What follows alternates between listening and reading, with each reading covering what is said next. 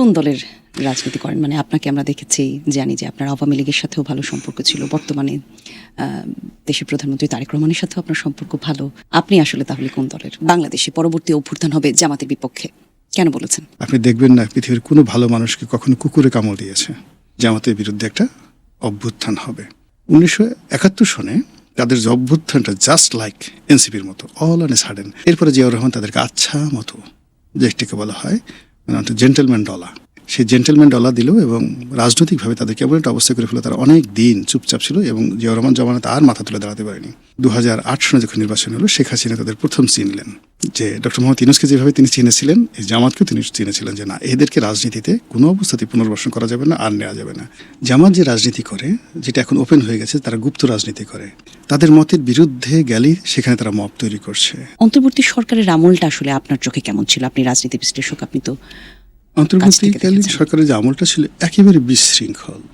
কিন্তু ইউনূসের জামানাতে যেটা হয়েছে একেবারে রাঘব বোয়ালের মতো, যে যেটা খেয়েছে ওই খেয়েছে, ও আর কাউকে দেয়নি। মানুষের মধ্যে যে খারাপ দিক আছে, ডক্টর মোহাম্মদ ইউনূসের জামানার সবচেয়ে বড় সফলতা হলো প্রতিটি মানুষের ভিতরে যে এই নফসে আম্মারা আছে ওটাকে তিনি ওপেন আপ করে দিয়েছিলেন। এই যে খাল খননটা, এটা 40 বছরের পুরনো একটা ধারণা। তো তিনি তো 40 বছরের মানে আগামী 40 বছর পরে কি হবে সে চিন্তা করতে পারছেন না। বাংলাদেশের সরকার প্রধান প্রথমে দিল্লি যাবে, তারপর হয়তো অন্য কোথাও রাষ্ট্রীয় সফর হবে। এবার সেটা ভাঙলো। বাংলাদেশের পররাষ্ট্রনীতি বা এই সম্পর্কগুলো কোন দিকে যাচ্ছে? ভারত শেখ হাসিনাকে বলছিল যে নো, যেহেতু আমি তোমার সাথে মমতা ব্যানার্জির কারণে তিস্তা চুক্তি করতে পারছি না, তিস্তা চুক্তি করতে না পারার কারণে তুমি আমাকে প্রকল্প দাও, তুমি যেভাবে একটা ব্যারেজ তৈরি করতে চাচ্ছ আমি সেই ব্যারেজটা তৈরি করে দিই। এই দুটোর মধ্যে শেখ হাসিনা একটা কম্বিনেশন করতে পারছে না। চীন থেকে বারবার প্রেশার দিচ্ছিল, ডু ইট উইথ আস। আর ভারত বলছিল তুমি যদি এখানে চীনের এই জায়গাটাতে আসো তাহলে আপনার মানে দুজনই তার আপনজন। যখন চাহিদার একটা নির্দিষ্ট জায়গা নিয়ে আসে তিনি তখন একটা মাহরুম হয়ে শেখ হাসিনার, অর্থাৎ আমি তার ভালো দিকগুলোতে বললাম, কিন্তু মন্দ যে দিকগুলো আছে যেটা তার পতনটা অনিবার্য করে তুলেছিল। শেখ হাসিনা তো আমরা দেখলাম এনডিটিভির বরাতে একটি সংবাদ এসেছে, উনি বলেছেন এই বছরই উনি দেশে ফেরত আসতে চান। এ বিষয়ে আপনি কি চিন্তা করেন? অর্থাৎ এখন নাসিরুদ্দিন পাটোয়ারি কথা বলছেন, শেখ হাসিনা নেই। আর শেখ হাসিনা যদি এসে যায়, আপনি নাসিরুদ্দিন পাটোয়ারির নও পাবেন না, পও পাবেন না, খুঁজে পাবেন কোথায় গেছে আপনি খুঁজেই পাবেন না। এই তরুণরা রাজনীতি সাস্টেন করবে না।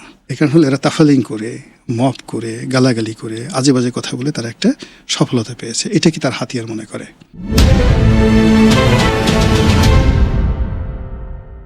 দর্শক, আমন্ত্রণ আপনাদের সবাইকে ন্যারেটিভস। আমি জান্নাতুল কলি আপনাদের সঙ্গে আছি এবং ন্যারেটিভসের আয়োজনে আজকে আমাদের সঙ্গে রয়েছেন গোলাম মাওলা রনি, রাজনীতি বিশ্লেষক। আমন্ত্রণ স্যার, কেমন আছেন? অনেক অনেক ভালো আছি, আপনি ভালো আছেন তো? ভালো আছি। আপনি রাজনীতি বিশ্লেষক, পরিচয় শুরুতেই বললাম। রাজনীতির ক্ষেত্রে এখন যে অবস্থা, দীর্ঘদিন ধরে রাজনীতি আপনি দেখছেন, রাজনীতি করেছেন, এখনও রাজনীতির সাথে সক্রিয় সংযোগ আপনার রয়েছে। বর্তমানে বাংলাদেশের রাজনীতির কি অবস্থা? কিন্তু রাজনীতির একটা না গতি থাকে। এই পৃথিবীর এমন কোনো জিনিস নেই, সেটা প্রাকৃতিক হোক, অতিপ্রাকৃত হোক কিংবা মানুষ হোক, সবার একটা গতি আছে, গতিপথ আছে, একটা সার্কেল আছে। আপনি যদি চন্দ্র, সূর্য, গ্রহ, তারা, নক্ষত্র যা কিছু দেখেন সব কিছু একটা নির্দিষ্ট গতিতে এবং একই দিকে ঘুরছে, কখনই অর্থাৎ বাম থেকে ডান দিকে ঘুরছে। এই রাজনীতি যখন তার একটা ব্যাকরণ আছে, তারও একটা গতি আছে, প্রকৃতি আছে। অনেক দিন ধরে আমাদের এই দেশের রাজনীতি আমরা সেই গতি আমাদের হারিয়ে ফেলেছি। আমাদের যেটা প্রকৃতি রয়েছে, the nature itself, the characteristics, সেটা আমরা হারিয়ে ফেলেছি। এবং আমরা আমাদের যে রুট, যে পথ আছে, আপনি ঢাকা থেকে চট্টগ্রাম যাবেন, একটা দেয়ারে যে রুট, তা আমরা আমাদের সেই রুটটা হারিয়ে ফেলেছি। এবং আলটিমেটলি আমরা কোথায় যেতে চাই, গোলটা কি, সেই গোলটা আমরা হারিয়ে ফেলেছি। ফলে কি হলো, এই রাজনীতির সঙ্গে যারা সম্পৃক্ত এবং এই সম্পৃক্ততার বাইরে যারা রাজনীতি দ্বারা নিয়ন্ত্রিত আমজনতা, সকলের মধ্যে এক ধরনের ফ্রাস্ট্রেশন, এক ধরনের হতাশা দীর্ঘদিন ধরে আছে। জাস্ট উদাহরণ দিয়ে ধরুন, আপনি 80-র দশক থেকে রাজনীতিবিদরা মানুষকে স্বপ্ন দেখায়, নেতৃত্ব দেয় এবং একটা জাতিকে তার কাঙ্ক্ষিত মাকাম মানে গন্তব্যে নিয়ে যায়। তো আপনি চিন্তা করেন, যদি এরশাদ জমানাতে আপনি দেখবেন যে আমাদের রাজনীতিবিদরা আমাদেরকে কী শিক্ষা দিয়েছেন বা আমাদের কী গন্তব্য দেখিয়েছেন। আবার সেটা 91 সালে এসে সব কিছু উল্টে গেল, 96 সনে এসে আবার উল্টে গেল, তারপর 2001 সনে আবার উল্টে গেল এবং একটার সঙ্গে অন্যটার মিল নেই। এরপর 2007 সনে যখন 1/11 হলো, তখন একেবারে সব কিছু জগা খিচুড়ি হয়ে গেল, সামনে পেছনে উপরে নিচে, যেটাকে বাংলায় বলে ঘুটে দেয়, এরকম ঘুটে দেওয়া হলো পুরো রাজনীতির অঙ্গনটি।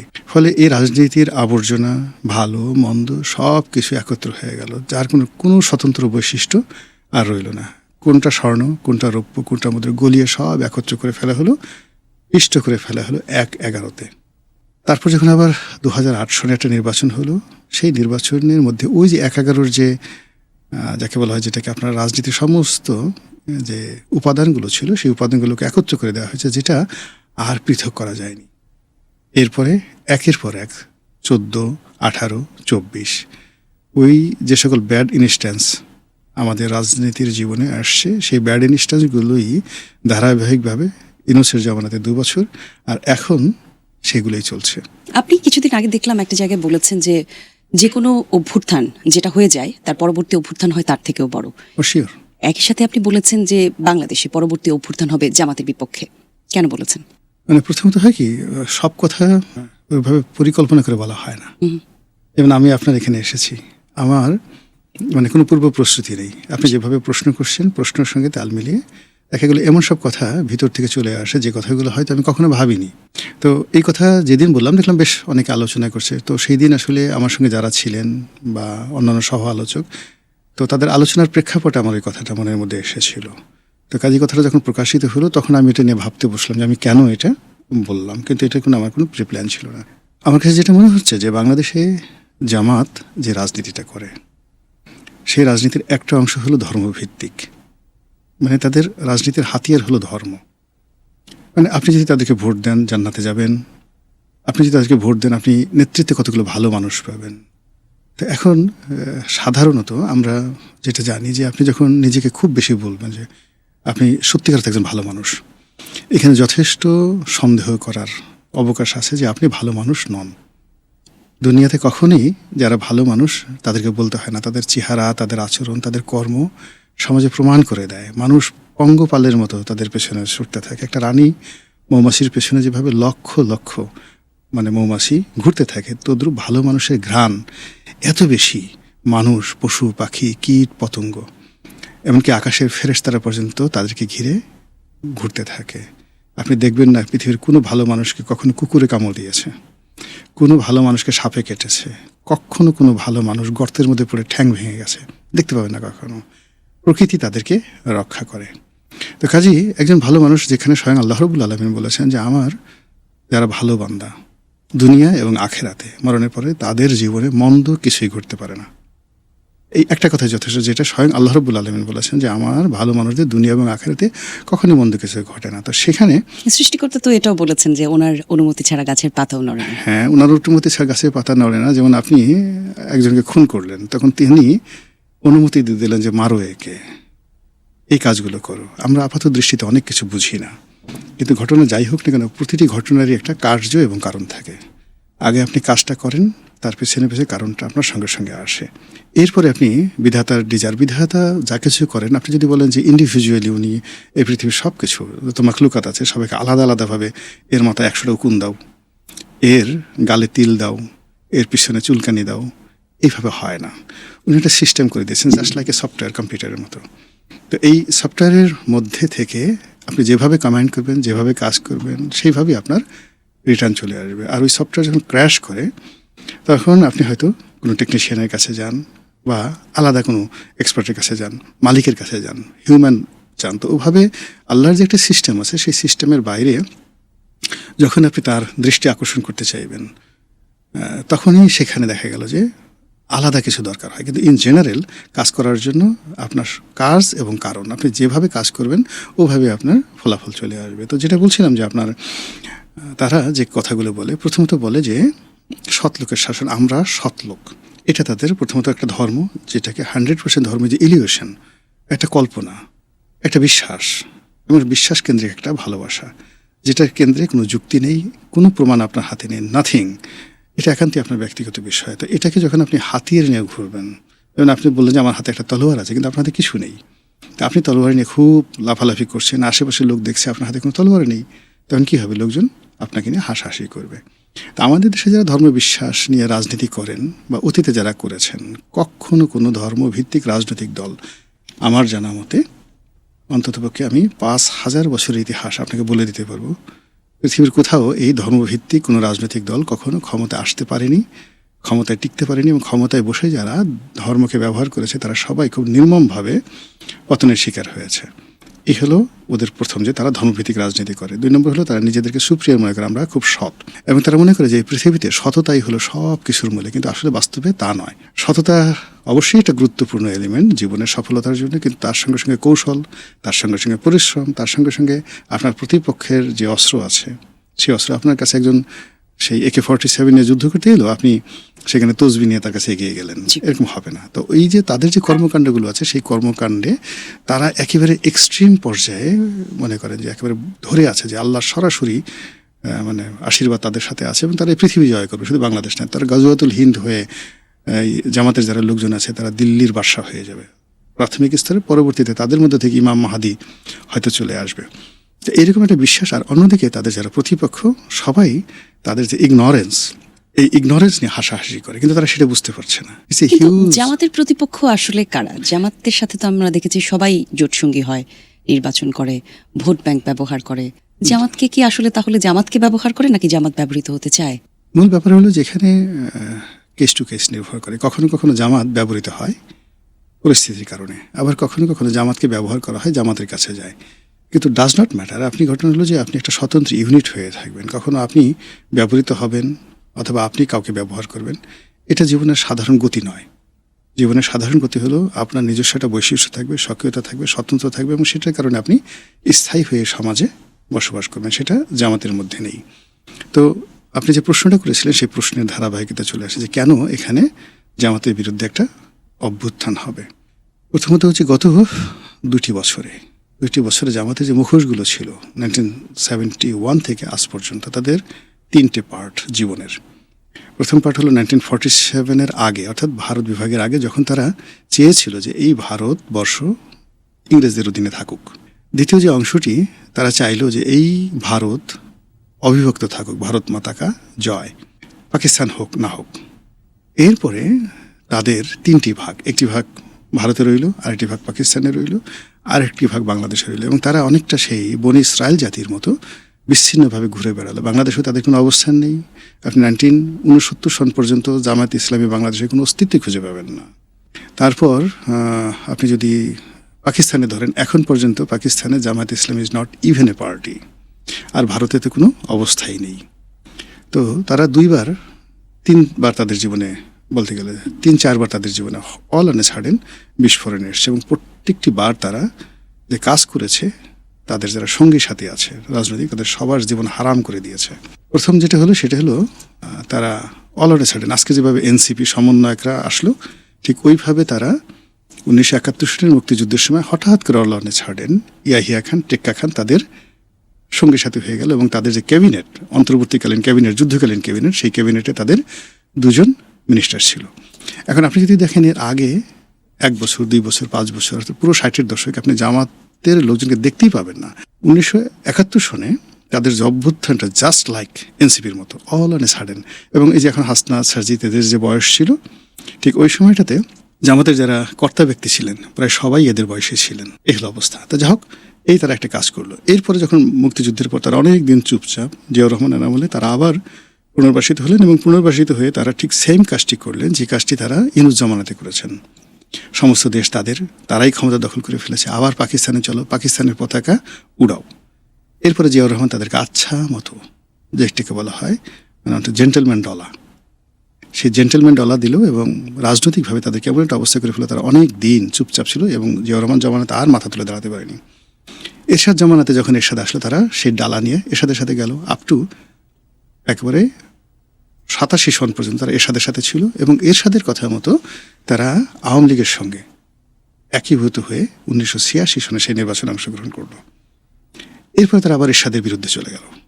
এরশাদের বিরুদ্ধে চলে গিয়ে 88 থেকে একেবারে 99 পর্যন্ত তারা বিএনপি, জামাত সবার সাথে অংশগ্রহণ করলো। করে যখন 91 সালে বিএনপি ক্ষমতায় আসলো, সেই বিএনপির সঙ্গে তারা যোগ দিল। 1 বছর আগে, অর্থাৎ নির্বাচনের 1 বছর আগে তারা বিএনপিকে ত্যাগ করে আওয়ামী লীগের সঙ্গে যোগ দিল। আওয়ামী লীগের সঙ্গে পুরো সময়টা রইল। আওয়ামী লীগের যে নির্বাচনে পরাজয়ের অল্প কয়েকদিন আগে, জাস্ট 1 থেকে 1.5 বছর আগে, তারা আবার বিএনপির সাথে যোগ দিল, এবং যোগ দিয়ে এমন খাতির করলো যে 2001 থেকে 2006 যে সরকার, সেটিকে বলা হয় জামাত বিএনপির সরকার। মানে ওই সরকার বিএনপির চাইতে জামাতের প্রভাব ছিল অনেক অনেক বেশি। এরপরে তারা 11 এলো, সঙ্গে সঙ্গে তারা বিএনপির এই 5 বছর বিএনপির সঙ্গে ছিল, দে ফরগট এভরিথিং। তারা সেই মঈনুদ্দিন ফখরুদ্দিনের সঙ্গে মিলে গেল, তারা তাদেরকে হুজুর ডাকে, এত সৎ মানুষ, এদেরই দরকার আছে গেল। এরপরে 2008 সনে যখন নির্বাচন হলো, শেখ হাসিনা তাদের প্রথম চিনলেন, যে ডক্টর মোহাম্মদ ইউনূসকে যেভাবে তিনি চিনেছিলেন, এই জামাতকেও তিনি চিনেছিলেন যে না, এদেরকে রাজনীতিতে কোনো অবস্থাতেই পুনর্বাসন করা যাবে না, আর নেওয়া যাবে না। তিনি তার সর্বশক্তি দিয়ে ফিজিক্যালি নয়, পলিটিক্যালি এই দলটিকে ডিমোরালাইজ করার জন্য সর্বোচ্চ চেষ্টা করেছে। আর তার অ্যাগেনস্টে এই দলটি নিজেদেরকে কিভাবে সুসংগঠিত করেছে, যা কিছু করেছে, এটা এখন আমরা দেখতে পাচ্ছি। এরপর 18 সনে একটু আগে আপনি বলছিলেন যে জামাতের আসলে যারা কর্মী তাদের মধ্যে মানে তাদের সবাই ঘুম হারাম করে দিয়েছে জামাত, কিন্তু আমরা দেখি যে জামাত আসলে সবচেয়ে সুসংগঠিত দল হিসেবে পরিচিতি পেয়েছে। মানে লম্বা সময়, আপনি সাপ্রেশনের কথা বললেন আওয়ামী লীগ আমলে, লম্বা সময় ধরে ওই অবস্থার থাকার পরেও জামাতকে এখন আমরা আসলে দেখতে পাচ্ছি, তাদের পরিচয় পাচ্ছি, ছাত্র সংগঠনের পরিচয় পাচ্ছি। এইভাবে আসলে সাপ্রেস হয়েও ঐক্যবদ্ধ থাকার মধ্যেও তো একটা বোঝাপড়া থাকে। অবশ্যই থাকে। আপনার সমাজে তো পিঁপড়া যারা আছে তারাও একত্রে থাকে, তেলাপোকারাও অনেক সময় একত্রে থাকে, টিকটিকি যারা আছে তারাও একত্রে থাকে, যারা বাঘ, royal Bengal tiger, within family, নিজের স্ত্রী, যখন বাচ্চারা হয়, বাচ্চারা আবার বড় হয়, তারা আলাদা আলাদা থাকে। এই হলো প্রকৃতির নিয়ম। একত্রে থাকাটাই সবসময় স্ট্রেংথ নয়, আর একা থাকাটা কখনো দুর্বলতা নয়। একা থাকাটা হলো শক্তিমত্তার লক্ষণ, সে যথেষ্ট একা থাকতে পারে। ফলে এই যে জামাত যে একটা সংগঠন গড়ে তুলেছে, একত্রিত হয়েছে, এখন আপনি যদি প্রকৃতিতে চিন্তা করেন, আপনি যদি 1 লক্ষ না 10 লক্ষ ভেড়া একত্র করে দেন, ও দেখবেন যে একটা নির্দিষ্ট গতিতে যাচ্ছে, সব ভেড়া। তো সেই ভেড়ার মধ্যে আপনি কোনো লিডার খুঁজে পাবেন না। আপনি দেখেন জামাতের অর্থ আছে, একতা আছে, নম্রতা আছে, ভদ্রতা আছে, অনেক কিছু আছে, কিন্তু সিভিল সোসাইটিতে আপনি একজন গুন্ডা যদি ধরেন, টুন্ডা বাবু, কালামিজান, চাকু মহিউদ্দিন, বাস্টার্ড সেলিম, এরকম অনেকগুলো নাম আছে না? এদের কারোর সাথে 1 মিনিট এরা টিকতে পারবে না। আবার যদি ধরেন প্রচলিত রাজনীতিতে, এই প্রেস ক্লাবের সামনে ধরেন এই মুহূর্তে ধরেন জনাব তারেক রহমান সাহেবের স্নেহধন্য যেমন কয়েকজন লোক আছে, যেমন তারেক, তারপর গণ অধিকার থেকে আসছে রাশেদ, এখানে আসছে। তো এরকম যারা একেবারে তরুণ বন্ধু যারা আছে, আপনি এদের সঙ্গেও জামাতের যারা আমির আছেন, 5 মিনিট কথা বলার মতো অবস্থা নাই। বিতর্ক করতে পারবে না, প্রতিযোগিতা করতে পারবে না। তারা যে কাজটি করতে পারে, মানে একটা পজিশন আপনি মঞ্চ সাজিয়ে দেবেন, সুন্দরভাবে করবেন, এসে আপনাকে সুন্দর করে হ্যান্ডশেক করে যা যা করা দরকার, আপনি মেয়ে হলে আপনার মাথায় হাত বুলাবে, সব কিছু করবে। মানে আপনাকে সাইকোলজিক্যালি, ইমোশনালি, মেন্টালি দুর্বল করার জন্য যা যা করা দরকার সেই কৌশলগুলো তাদের জানা আছে। কিন্তু রাজনীতি হলো এমন একটা ওপেন বিষয় যেখানে আপনার সমস্ত যোগ্যতা নিয়েই আপনাকে প্রতিযোগিতা আসতে হয়। Your physical fitness, your mental fitness, your educational qualification, your family background থেকে শুরু করে যা কিছু আছে, ইউর টেকনিক্যাল নো হাউ।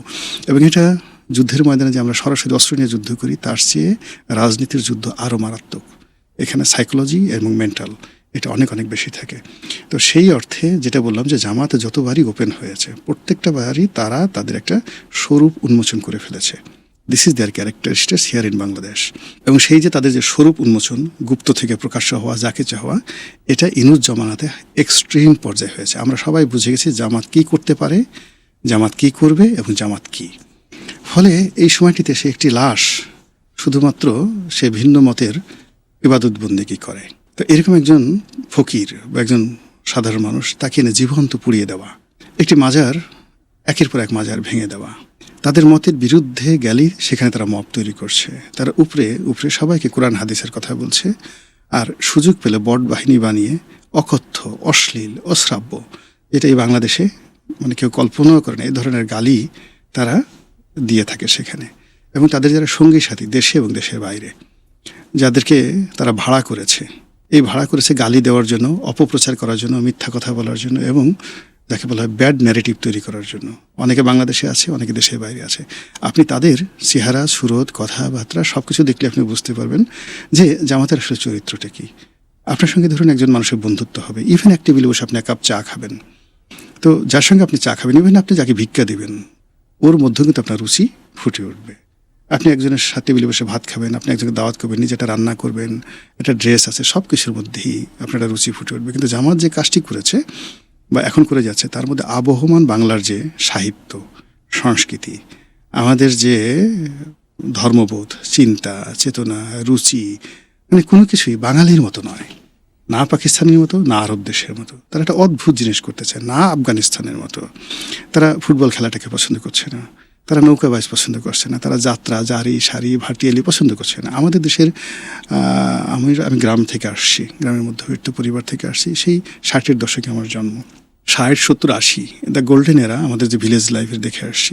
সেখানে বিশ্বাস করেন হিন্দু, মুসলমান, বৌদ্ধ, খ্রিস্টান, নারী, পুরুষ আমরা কখনো বিভেদ করতে দেখিনি। গ্রামের বধূরা বর্ষাকালে শুধুমাত্র একটা শাড়ি পেঁচিয়ে, নিচে আলাদা কোনো পেটিকোট নেই, তারা অনেক দূর থেকে গোসল করে আসছে। কৃষকেরা মানে তারা গান গাচ্ছে এবং ফসল কাটছে। একবারও মেয়েরা যাচ্ছে পিছন দিক থেকে, কেউ কখনো তাকিয়েছে আমি আমার শৈশবে দেখিনি। নেভার এবার এই সমাজে মনে হলো যে সব মেয়েই তাদের মা, সব মেয়েই তাদের বোন, পরিবারের অংশ। মানে তারা গোসল করে যাচ্ছে কলস নিয়ে, জাস্ট গ্রামে একদম তাদের পেটিকোট, ব্লাউজ কিছু না। গ্রামের দরিদ্র মহিলারা, আপনাদের বয়সে যারা আছে, কিন্তু কোনো মানুষ তার দিকে একবার ফিরে তাকাচ্ছে না। সে তার ফসল কাটছে, সে তার কাজ করছে। তো এই যে একটা অবস্থা, সেখানে আমাদের এই সমাজে কখনো অবগুণ্ঠনের দরকার হয়নি, কখনো হিজাবের দরকার হয়নি। তো এইভাবেই তো আমরা বেড়ে উঠেছি। কেন এখানে এখন অনেকগুলো জিনিস মানে আমাদের উপর চাপিয়ে দেওয়া হচ্ছে, এবং এগুলো তারা বলছে আমরা রাষ্ট্র ক্ষমতায় গেলে আমরা এই জিনিসগুলো বাস্তবায়ন করব। এই নির্বাচনের আগে যাকে বলে গুজব ছড়িয়ে পড়েছিল যে জামাতি ক্ষমতায় আসছে।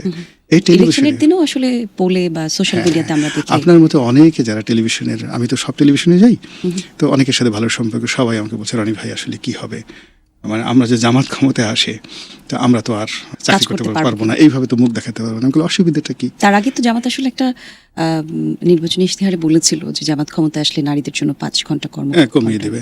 তো যাক, সেখানে হিজাব পড়তে হবে, যা কিছু পড়তে হবে, ইত্যাদি ইত্যাদি। তো এটা নিয়ে কিন্তু মানুষের মধ্যে একটা ভয় সৃষ্টি হয়েছিল। তো এই কারণে কি হলো যে এই সমাজে তারা নিজেদের মধ্যে তাদের দলগত ব্যাপার আছে, কিন্তু দলের বাইরে ট্রাস্ট অর্দি বন্ধু, যেটাকে আরবিতে বলা হয় হামিম। হামিম হলো এমন বন্ধু যার সঙ্গে আপনার তেমন কোনো সম্পর্ক নেই, কিন্তু বিপদের সময় সে আপনার হাতটা এমনভাবে ধরে রাখবে, আপনাকে ছেড়ে কখনো যাবে না। বাংলাদেশে এটা নাই, এজন্য হামিম শব্দটির প্রতিশব্দ বাংলাদেশে নাই। বাংলাদেশে বিপদ হলে আগে বন্ধুকে ধাক্কা মেরে তারপর দৌড় দিয়ে পালাবে। তো এই ওরা এমন একটা অবস্থা তৈরি করেছে, এই রাজনীতির ময়দানে ওদের কোনো হামিম নেই, কোনো বন্ধু নেই, সব কিছুই সাজানো। এবং এখন যে পরিবেশ পরিস্থিতি সৃষ্টি করেছে, একটা সময় দেখা গেল যে আওয়ামী লীগ তাড়া দিয়েছে, তারা বিএনপির আশ্রয় নিয়েছে, বিএনপি তাড়া দিয়েছে, আওয়ামী লীগের আশ্রয় নিয়েছে। এখন এমন একটা অবস্থা হয়ে গেছে, নো বডি ট্রাস্ট দেম, তাদেরকে কেউ বিশ্বাস করছে না। ফলে যখন আগামীতে যে অ্যাঙ্গারটা আসবে, কারো যে ফেইলারটা আসবে, এবং সমস্ত ফেইলার আসলে সেই ফেইলারের যে ক্রোধ, ক্ষোভ সবার আগে গিয়ে পড়বে জামাতের উপরে। এই হলো আমার ব্যাখ্যা। ধন্যবাদ। আপনি বললেন জামাতের বন্ধু কেউ নয়। এনসিপি তো জামাতের সঙ্গে জোটসঙ্গী হয়েছে, মধ্যম পন্থার রাজনীতি করবে এনসিপি, আদর্শিক সম্পর্ক নয়। এটাকে তাহলে আমরা কি ভাববো? এখানে কি বন্ধুত্বের সম্পর্ক আছে নাকি নেই, বা আগেও যেই দলগুলো ছিল? আমার আসলে ব্যক্তিগতভাবে জামাতের সঙ্গে ইন জেনারেল একটা ভালো যোগাযোগ অনেক দিন ধরেই আছে। তারপর জেলখানাতে জামাতের যত শীর্ষ নেতা রয়েছেন তাদের সঙ্গে যেহেতু একত্রে জেলখানাতে ছিলাম, তখন একটা অ্যাডাপশন চলে এসছে।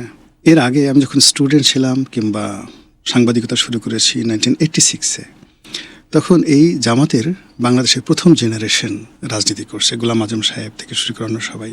সৌভাগ্য বা দুর্ভাগ্য তাদের সবার সঙ্গে মেশার সুযোগ হয়েছে। জামাত যে রাজনীতি করে, যেটা এখন ওপেন হয়ে গেছে, তারা গুপ্ত রাজনীতি করে। এই গুপ্ত রাজনীতি করার জন্য তারা বিভিন্ন রকম প্রক্সি সংগঠন গড়ে তোলে।